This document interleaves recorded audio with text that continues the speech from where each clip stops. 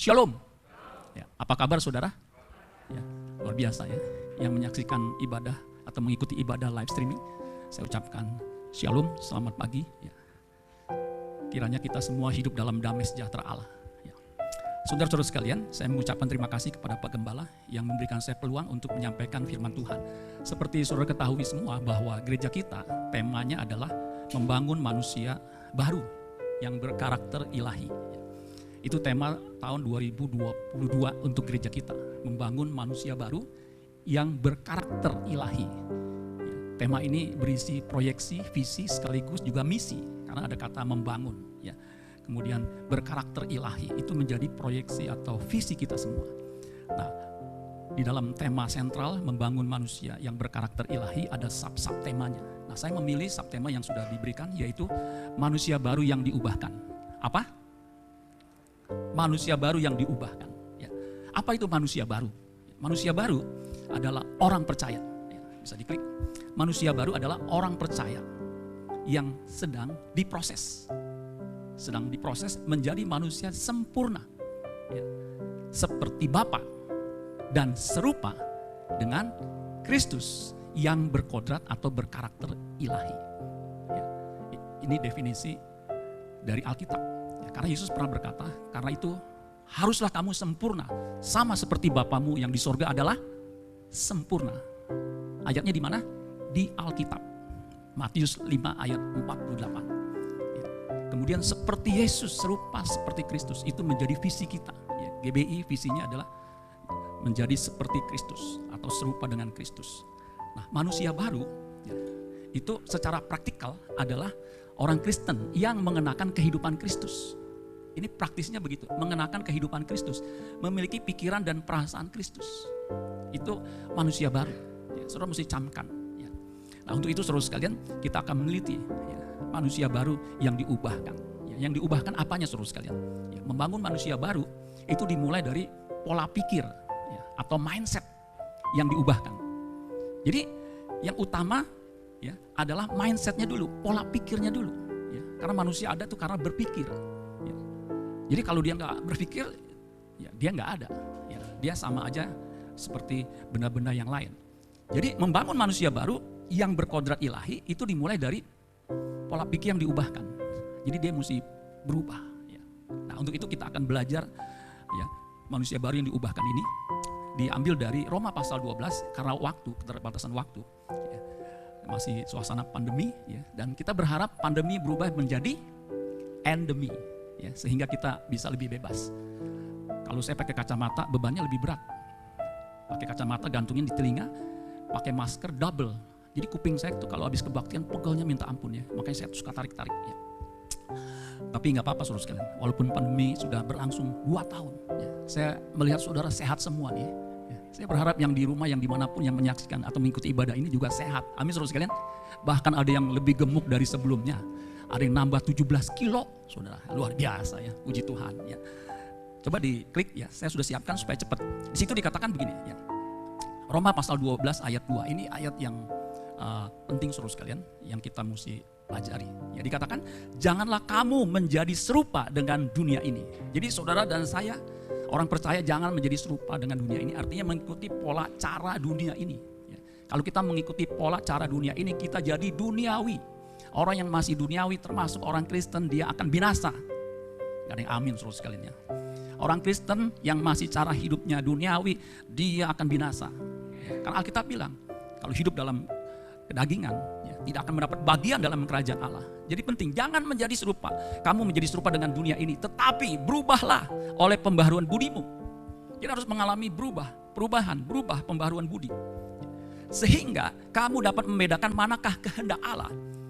Apa yang baik, yang berkenan kepada Allah dan yang sempurna. Jadi ketika pola pikir kita diubah, akal budi kita diubah, itu menyebabkan kita punya kemampuan, kesanggupan untuk membedakan kehendak Allah. Apa yang baik, yang berkenan dan yang sempurna. Kalau kita tidak mengalami perubahan pola pikir, mindset, kita nggak bisa membedakan.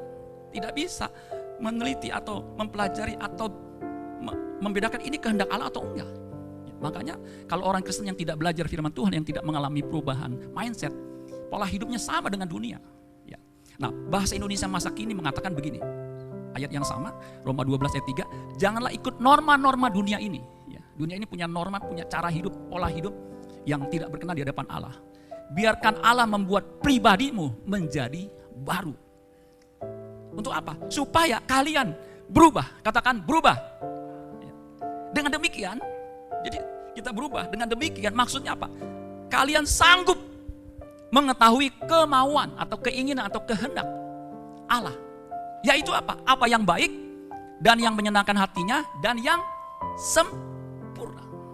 Jadi perubahan pola pikir itu tujuannya supaya kita punya kesanggupan, kemampuan untuk membedakan kehendak Allah. Untuk mengetahui kehendak Allah dengan teliti. Kata membedakan itu dokimaso, artinya mengetahui dengan teliti. Nah, untuk bisa mengetahui, punya pengetahuan kita mesti belajar. Kalau kita belajar kita jadi cerdas. Kalau kita cerdas kita punya kepekaan untuk membedakan manakah kehendak Allah, apa yang baik, yang berkenan dan yang sempurna. Untuk itu kita harus mulai dari apa yang kita pandang baik dulu. Cara pandang ini baik, ya itu kerjakan. Begitu, sejalan dengan perubahan pola pikir kita. Kemudian Efesus pasal 4 ayat 17 sampai 24. Saya ambil terjemahan bahasa Indonesia masa kini atau bahasa Indonesia sehari-hari. Ya, itu judulnya sama, manusia baru. Dikatakan begini, ayat 17, karena ini ayat yang menjadi dasar untuk tema sentral kita, membangun manusia baru yang berkarakter ilahi. Dikatakan begini, sebab itu demi nama Tuhan, inilah yang akan saya katakan dan tegaskan. Perhatikan, ini yang Paulus mau katakan dan tegaskan. Janganlah lagi hidup seperti orang-orang yang tidak mengenal Allah. Itu sama tuh, yang pola hidup dunia, yang tidak mengenal Allah. Dan memikirkan yang tidak-tidak. Yang pikirannya macam-macam, yang tidak-tidak. Pikiran mereka sudah gelap. Jadi pikiran yang gelap itu mikirin yang enggak-enggak, yang enggak sesuai dengan kehendak Allah. Mereka tidak mengenal kehidupan yang diberikan oleh Allah. Sebab mereka sama sekali tidak mempunyai pengetahuan apa-apa tentang Allah. Mereka demikian karena keras kepala. Jadi kalau kita tidak punya pengetahuan apa-apa tentang Allah, kita binasa. Umatku binasa karena tidak mengenal Allah. Lack of knowledge. Kekurangan pengenalan akan Allah. Lack of knowledge of God. Itu membuat kita binasa. Kenapa membuat kita binasa? Karena kita akan mengikuti pola dunia. Sehingga menjadi duniawi. Itu yang membinasakan. Ayat 19. Mereka sudah tidak mempunyai perasaan malu lagi. Sehingga mereka mengikuti segala hawa nafsu dan hidup cabul. Sesuka hati. Selalu lihat di media massa. Di media sosial. Orang udah gak tahu malu lagi. Punya suami masih menggandeng perempuan lain dengan bangga lagi. Kenapa? Merasa punya segala-galanya. Bisa memiliki apapun yang diinginkan. Itu sudah duniawi saudara sekalian. Kenapa? Mengikuti segala hawa nafsu dan hidup cabul sesuka hati. Tetapi Kristus Yesus yang kalian kenal bukan demikian. Cara kehidupan Yesus bukan demikian. Makin kita mendalami kekristenan, harusnya hidup kita makin suci, makin seperti Kristus. Ayat 21 dikatakan, kalian sudah mendengar tentang Dia. Saya berharap saudara mendengar khotbah firman Tuhan yang disampaikan di mimbar ini. Itu boleh saudara resapi.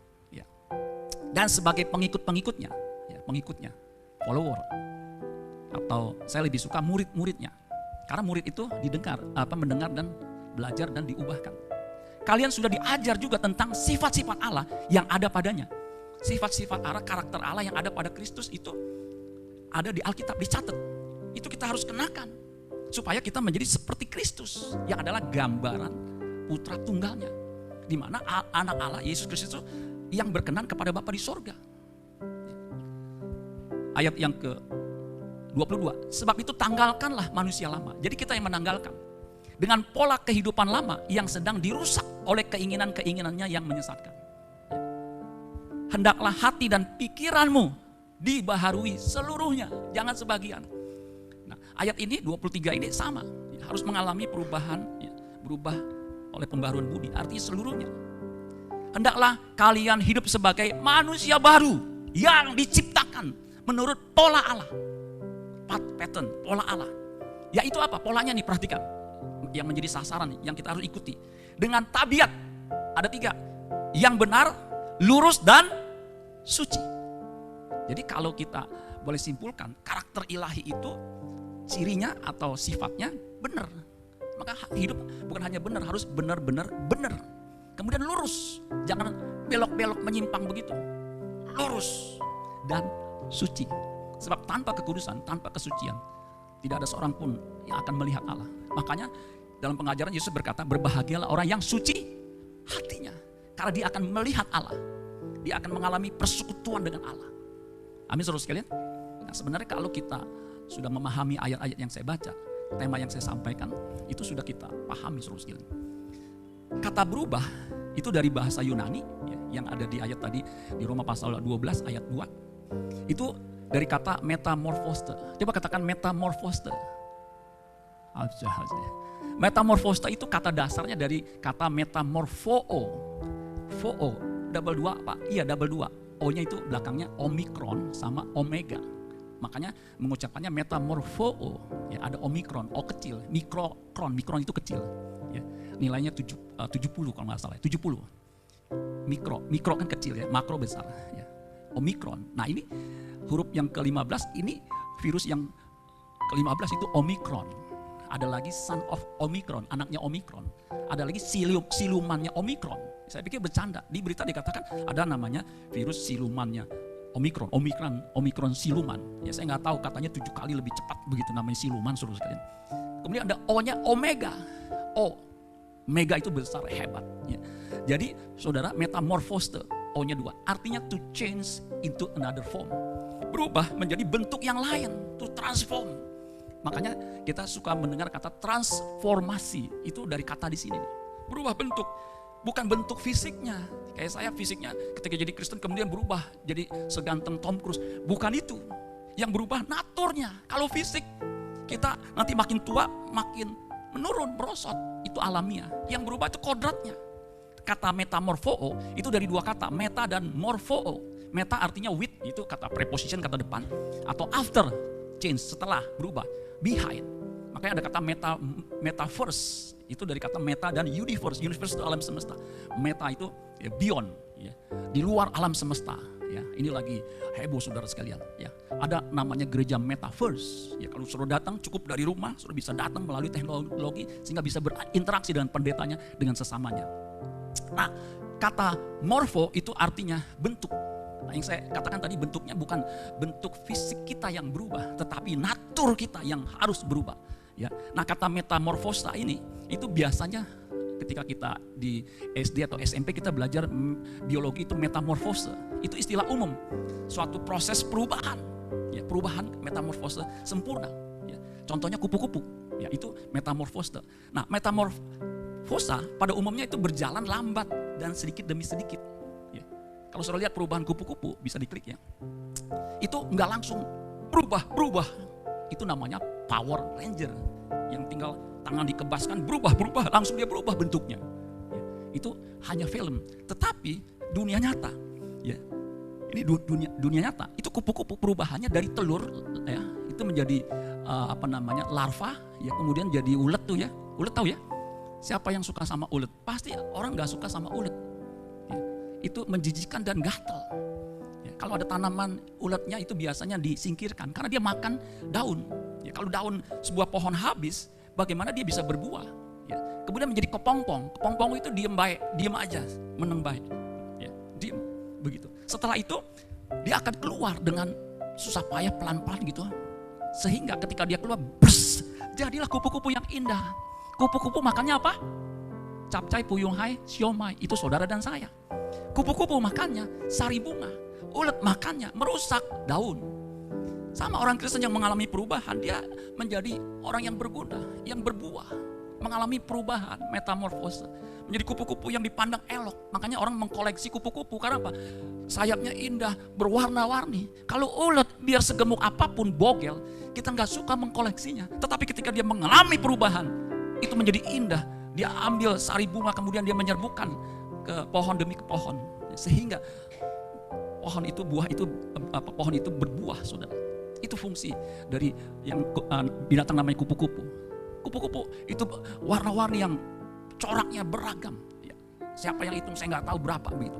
Pokoknya indah. Ada yang mengkoleksi, itu ditaruh di kaca, kemudian dipandangi luar biasa. Nah, saudara, saya berharap saudara dan saya dimanapun saudara yang berada mengikuti ibadah pada saat ini dan juga khususnya di sini harus mengalami perubahan. Amin, saudara sekalian. Dan ingat, perubahan itu dimulai dari perubahan pola berpikir yang diubahkan. Nah, kata berubah, ya, yang berubah itu budi, akal budinya atau pikiran. Nah saudara, di ayat Roma 12 dan 2 itu sebenarnya sepadan dengan Efesus 4 ayat 23. Nah di situ ada kata roh. Roh itu pneuma di situ. Roh itu bagian dalam diri manusia. Kemudian bungkusnya ada jiwa. Di dalam jiwa ada pikiran, perasaan, dan kehendak. Kemudian di luarnya tubuh ini. Ada anggota tubuh ini yang bergerak, saudara sekalian. Ya. Nah, pikiran atau akal budi atau budi itu dari kata Yunani nous atau noos. Ya. Itu artinya mind, pikiran, budi, reason, ya. Akal, intelek, kecerdasan. Ya. Kemudian kata nous juga artinya understanding. Ya. Understanding itu memahami. Ya. Memahami. Nah, intelek kita ketika kita berubah, itu juga nanti pola hidup kita berubah. Ya. Karena kita punya kemampuan memahami. Nah, kata mind atau nous itu di situ dijelaskan artinya pikiran yang terdiri dari kesanggupan untuk memahami. Jadi kita punya otak nih, ya, di dalamnya ada ya, kemampuan untuk berpikir, memahami. Makanya ketika kita diubahkan, ketika mengalami pembaharuan, ditingkatkan kualitas cara berpikirnya, kita mempunyai kecerdasan. Untuk apa? Mengerti kehendak Allah. Nah kalau saudara nggak belajar, saudara nggak akan ngerti kehendak Allah. Belajar mengenal Allah, sifat-sifat Allah. Kalau kita ngerti, kita ikuti. Maka kata nous itu menjadi kata ginosko. Nah ginosko itu kata utamanya, arti secara letternya to learn, belajar. To learn. Kalau saudara belajar to learn, nanti saudara akan mendapat to earn, menghasilkan. To know, to understanding, itu ginosko. To get an acknowledge of perceive. Jadi saudara, betapa pentingnya pola pikir orang Kristen itu diubahkan. Supaya kita bisa mengerti dan membedakan kehendak Allah, apa yang baik, yang berkenan, dan yang sempurna. Makanya saya buat bagian secara singkat. Pikiran atau akal budi itu harus diubahkan. Diubahkan oleh apa? Firman. Kuduskanlah mereka dalam kebenaran. Firman-Mu adalah kebenaran. Jadi firman itu akan menguduskan kita, mengubah kita. Sehingga kita memiliki pikiran yang benar, lurus, dan suci. Itu berkodrat ilahi. Ada Roh Kudus. Makanya ketika kita percaya Yesus, Alkitab mengatakan Efesus 1 ayat 13, Roh Kudus itu dimeteraikan, ditempatkan dalam diri kita. Untuk apa? Menolong kita. Memimpin kita kepada seluruh kebenaran. Yohanes pasal 16 ayat 13. Roh Kudus itu memimpin kita kepada seluruh kebenaran. Makanya kita harus belajar firman Tuhan, kebenaran itu.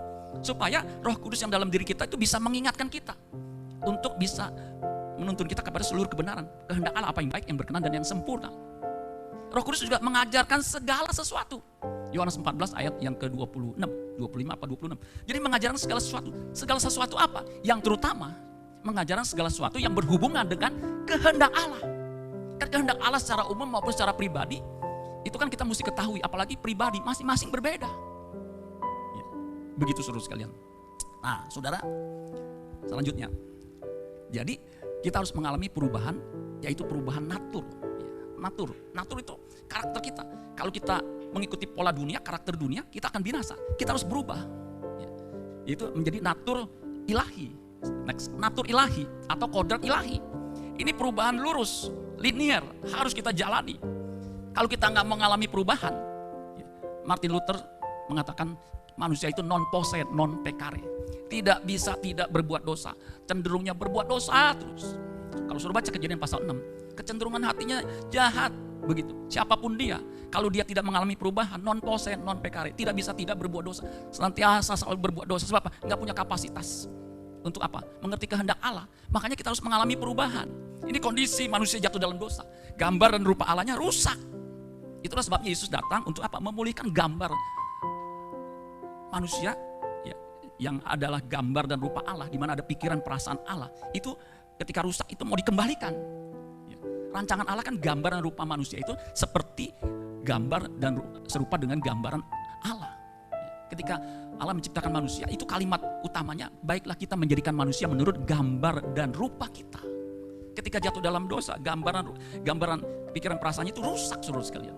Makanya Yesus datang untuk mengembalikan, sehingga kita punya kemampuan untuk mengalami perubahan natur, yaitu divine nature, kodrat ilahi yang benar, suci dan lurus, yang benar, lurus dan suci. Di mana kita pada akhirnya sampai satu titik, bukan hanya tidak berdosa lagi, tetapi tidak bisa berbuat dosa lagi.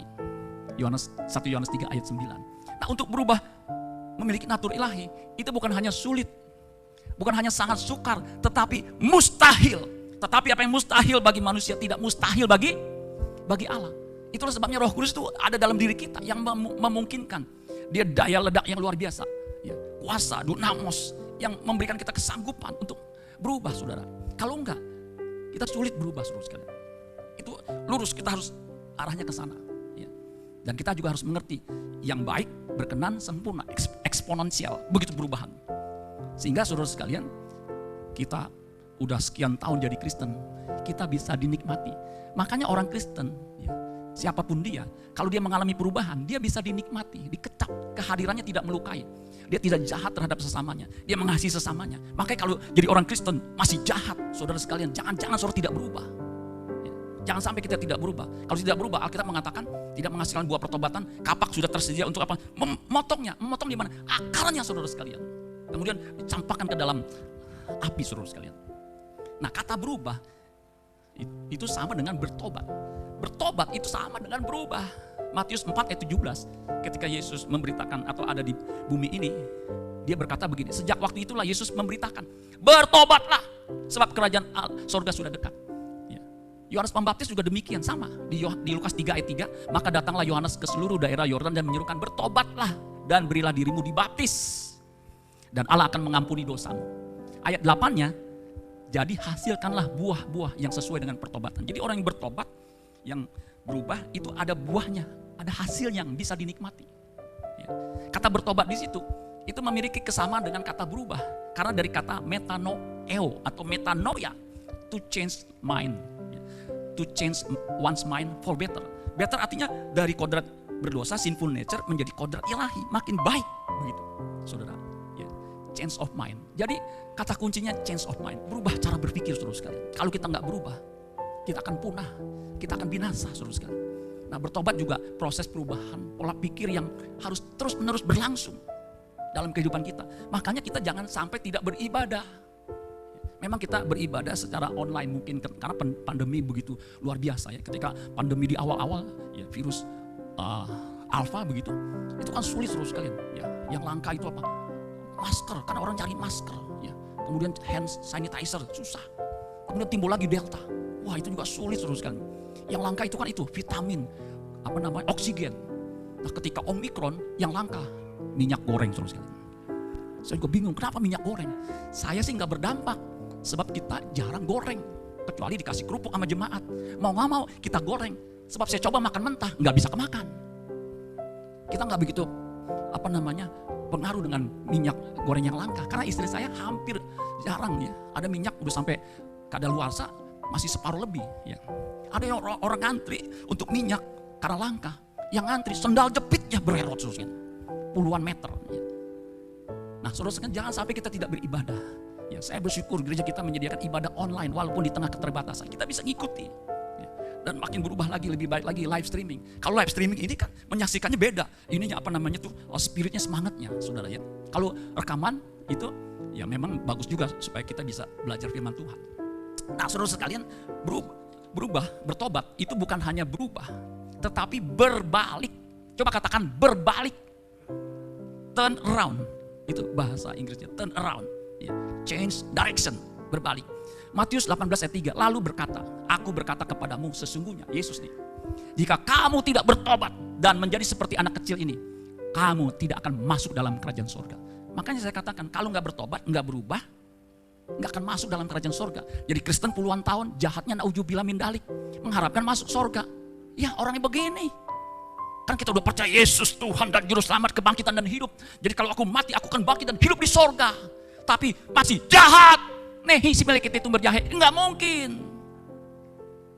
Secara ukuran aja, ya gimana sih? Ada orang yang nggak Kristen, masih baik loh. Memperhatikan orang susah. Ya. Dia nggak egois. Lah, Kristen lebih jahat daripada orang yang gak mengenal Tuhan. Itu kan logikanya di mana? Nah, kata bertobat di situ itu bukan metanoia. Kalau tadi kan metanoia, ini strevo. Strevo itu artinya turn around, change direction, reverse. Dari tadinya menghadap ke sana, ke dunia, kiblatnya ke dunia, berbalik. Kiblatnya arahnya sorga. Maka pikirannya, perasaannya sorga. Pikiran perasaannya ke Allah. Bukan berarti tidak memperhatikan atau bekerja. Tetap bekerja, tapi dengan tujuan mempermuliakan Allah. Ya, baik engkau makan, engkau minum, atau melakukan sesuatu yang lain, lakukanlah semuanya untuk kemuliaan Allah. Nah, saya kasih catatan, pertobatan bukan hanya langkah berhenti. Tetapi, saudara, di situ dikatakan berhenti melanggar dosa atau apa, melanggar norma-norma atau moral atau berbuat dosa. Tadinya misalnya selingkuh, berzina, berjudi, kemudian berhenti. Bukan hanya berhenti, ya, tetapi berbalik, kemudian bergerak. Makanya Yesus ketika ada wanita yang kedapatan berzina, kata pertama yang dia katakan, pergilah dan jangan berbuat dosa lagi. Jadi pergilah artinya bergeraklah, ubahlah dirimu. Jangan hanya berhenti kemudian masih di tempat. Tetapi berubah. Tetapi pertobatan itu tadi di sini dikatakan langkah baru. Langkah baru. Sebagai bentuk kesediaan meninggalkan cara hidup yang salah. Dengan segala filosofinya. Filosofi dunia kan itu banyak yang salah. Ya udah punya suami gak apa-apa lah. Yang penting, udah punya istri gak apa-apa lah. Yang penting nanti kembali. Ada simpenan gak apa-apa. Yang penting amanah. Apa tuh? Aman dibawa kemana-mana. Kalau perlu simpen di desa, simpenan perempuan desa. Gak bisa. Gak bisa begitu seterusnya. Cara hidup kita gak bisa tetap sama dengan cara dunia.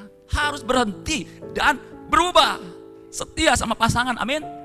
Jangan udah tua, kemudian lihat yang lebih muda. Yang lebih muda memang lebih seger.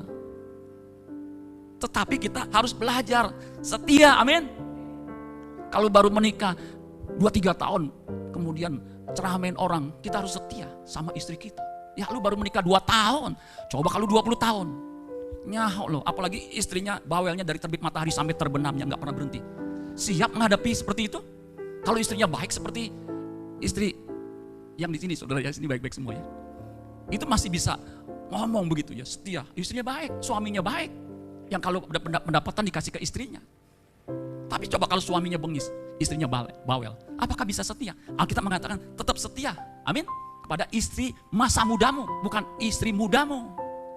Ya. Nah, jadi saudara sekalian, kalau saya ringkas lagi. Jadi cara hidup yang salah itu, yang arahnya ke dunia, itu harus diubah. Cara hidupnya harus benar. Kalau nggak benar caranya, arahnya nggak benar, apalagi di tempat. Jangan berharap saudara sekalian untuk berkenan kepada Bapa di surga. Kita harus mengalami perubahan kodrat yang tidak mudah itu saudara sekalian. Kalau 2 Petrus 1 ayat 4 dikatakan dengan jalan itu ia telah menganugerahkan kepada kita janji-janji yang berharga dan yang sangat besar. Jadi janjinya udah berharga besar itu diberikan kepada kita supaya apa? Olehnya kamu boleh mengambil bagian dalam kodrat ilahi. Artinya memiliki kodrat ilahi yang bukan hanya tidak berdosa tetapi tidak bisa berbuat dosa lagi. Dan luput dari hawa nafsu dunia yang membinasakan dunia. Ini gak mudah saudara sekalian. Khotbah ini gampang tetapi mempraktekannya. Yang terakhir, kalau kata dengar terakhir, puji Tuhan saudara ya, amin. Bertobat itu tadi ya berubah kemudian berbalik. Yang ketiga, bertobat itu berubah kodrat tadi yang saya sudah singgung-singgung. Ya, Roma 8 ayat 29. Nah, biasanya kita mendengar Roma 8 ayat 28. Kita tahu sekarang Allah turut bekerja dalam segala sesuatu mendatangkan kebaikan bagi kita yang mengasihi Allah. Jadi sepanjang kita mengasihi Allah, apapun peristiwa yang terjadi dalam diri kita itu mendatangkan kebaikan. Kebaikan apa? Versinya kebaikan versi Allah, yaitu mengubah kita supaya kita memiliki kodrat karakter seperti Kristus. Ayat 29 ini. Dikatakan begini, Roma 8 ayat 29, sebab semua orang yang dipilihnya dari semula, mereka juga ditentukannya dari semula untuk, lihat visinya, proyeksinya, untuk apa? Menjadi serupa dengan gambaran anaknya nyanyi besar itu Yesus, supaya Yesus anaknya itu menjadi yang sulung di antara banyak saudara. Nah, saudara ini adalah saudara sulungnya Tuhan Yesus. Kita harus menjadi seperti Yesus, gambaran anaknya itu. Yaitu pikiran perasaannya seperti Dia. Yesus itu pikiran perasaannya, filosofinya itu apa? Makananku ialah melakukan kehendak Dia yang mengutus aku dan menyelesaikan pekerjaannya. Makanya Dia ketika ada di bumi ini, Dia taat bahkan sampai mati di kayu salib. Di Filipi 2 ayat 5. Hendaklah kamu dalam hidupmu bersama menaruh pikiran dan perasaan seperti yang dimiliki Kristus. Pikiran perasaan Kristus. Jadi kita berkomunitas, bergereja. Itu cuma satu, bagaimana kita berubah kodrat menjadi seperti Kristus yang memiliki pikiran perasaan Kristus. Apa tuh? Taat kepada kehendak Bapa di sorga. Yesus taat sampai sempurna, bukan hanya yang baik, yang berkenan, tetapi sempurna. Kalau berkenan, Ketika dia dibaptis, ya belum berkarya selama 3,5 tahun. Itu suara Bapa di surga, inilah anakku yang kukasihi, kepadanya aku berkenan. Ketika sampai mati di kayu salib, itu sempurna. Teleios, sempurna, selesai. Kita juga harus mengikuti teladan Yesus, yaitu serupa dengan gambaran, pikiran perasaannya itu seperti Yesus. Karena kata serupa itu sama tadi tuh, ada kata morfosnya. Ya, itu bentuknya, karakter kitanya, cara berpikir kita itu harus berubah. Makanya fokus pelayanan utama gereja adalah perubahan kodrat karakter. Dari kodrat berdosa menjadi kodrat ilahi. Sehingga kita boleh menjadi anak Allah yang berkenan kepada Bapa di surga. Karena waktu kita menerima Yesus, kita diberi kuasa untuk menjadi anak Allah. Anak Allah harus polanya, pola seperti yang Allah kehendaki. Modelnya, prototipenya, contohnya Yesus. Makanya orang Kristen pertama itu disebut Kristen, Kristianos. Seperti Kristus, ya, perilakunya seperti Kristus, mengenakan kehidupan Kristus. Ya. Bukan fisiknya, rambutnya panjang, berjenggot, bukan itu. Tetapi karakternya. Ya. Sehingga disebut Kristen. Ya. Nah, saudara-saudara sekalian, biarlah kita boleh mengerti kebenaran firman Tuhan ini, saudara sekalian. Sehingga hidup kita makin hari makin diubahkan. Jangan sampai kita puluhan tahun jadi Kristen tetapi tidak mengalami perubahan. Hidup kita, hati kita masih penuh kepahitan, dengki, iri hati, menyakitkan orang. Jangan sampai, saudara sekalian. Biar kita berubah. Ya, ketika disakiti ya udahlah mengalah. Ya, ketika ada orang yang memfitnah kita udahlah diam. Ya. Sebab apa? Nanti Tuhan akan bela. Amin saudara sekalian. Ya. Tuhan akan bela umatnya yang berseru siang malam kepada dia. Tuhan bela. Ya. Pembelaan Tuhan itu ajaib. Amin saudara sekalian. Ya. Saudara alami. Makanya jangan sampai lepas daripada Tuhan. Meskipun kondisi sulit. Apalagi nanti nih. Perang udah hari ke-17. Saya masih ngikutin. Saya terus ngikutin. Harga minyak naik. Kemarin saya dengar 122. Baru semalam saya dengar lagi 130. Bukan minyak goreng saudara sekalian. Minyak goreng mah ya nggak begitu impactnya. Minyak bumi. Ya. Itu naik saudara sekalian. Kenaikan $10 itu akan menyumbang inflasi 0,4%. 40 basis point. So bisa bayangkan kalau inflasi itu naik. Kita kan susah semua. Ya. Saudara yang ingat yang pada zaman inflasi sampai rupiah itu 0. Ya. Jadi yang 1000 jadi 0. Itu kan berasa sekali saudara sekalian. Sulit mau apa-apa beli susah. Kemarin saya lihat di Belgia itu orang isi bensin sampai 2 juta. Yang biasanya mungkin 1 jutaan ini bisa naik 2 kali lipat. Wah kan repot saudara sekalian. Ya. Saya emang gak repot Pak, kenapa? Saya nggak punya kendaraan. Kendaraan saya kaki. Ya puji Tuhan saudara sekalian. Kalau kaki saudara sehat bisa kemana-mana dengan jalan kaki puji Tuhan. Tetapi jangan lupa efek dari inflasi itu kepada semua kalangan. Nah, kita berharap saudara sekalian. Memang dunia tidak akan makin baik. Tetapi kita harus makin baik. Amin saudara sekalian. Change or die. Kalau saudara nggak berubah, saudara akan punah. Ayo berubah. Amin buat firman Tuhan. Tuhan Yesus